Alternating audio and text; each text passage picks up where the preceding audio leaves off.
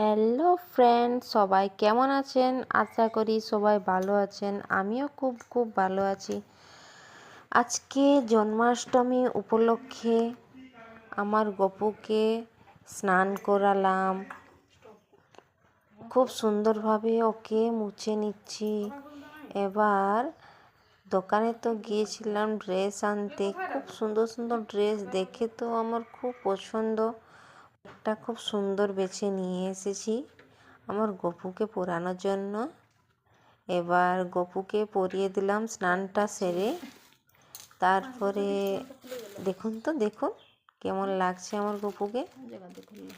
এবার ওর বাঁশি বাকি আছে, মুকুট বাকি আছে, চুল বাকি আছে।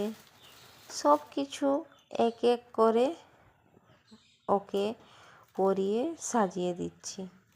আমার তো সাজা